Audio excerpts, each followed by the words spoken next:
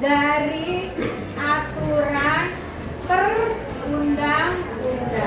Kesusilaan bersumber dari mana? Susila. Hati nurani manusia bersumber dari hati nurani. Kesopanan bersumber dari apa? Berasal dari apa?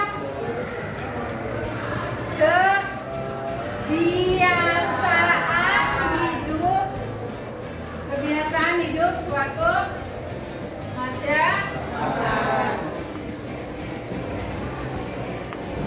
Nah,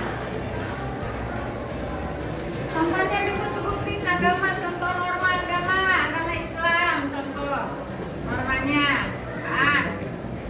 Yang agama Islam, contoh norma. Tidak boleh apa, tidak boleh apa, harus apa.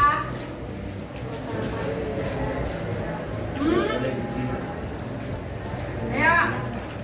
Dah terserah, nanti PR aja cari ya. PR cari contoh norma agama apa. Kalau norma hukum contohnya, norma hukum apa yang terdalam perundang-undangan. Ada undang-undang, ada UU, ada Perpu, ada PP, dan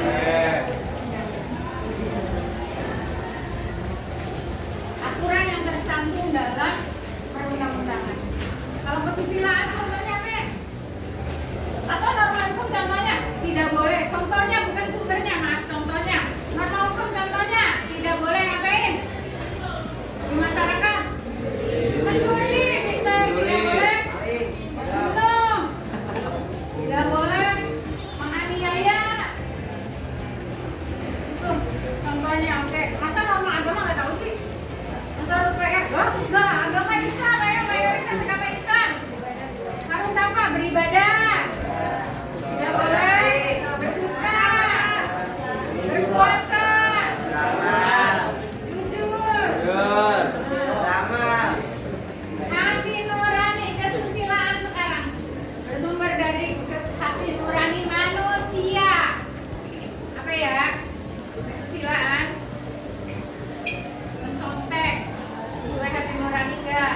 Enggak. Itu pelanggaran norma kesusilaan. Berarti harus jujur. Korupsi boleh enggak?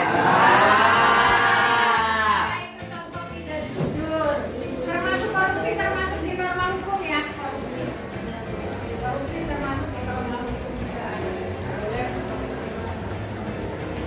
Kesopanan, kebiasaan hidup suatu masyarakat. Norma yang lahir dari kebiasaan hidup suatu masyarakat. Contoh norma kesopanan.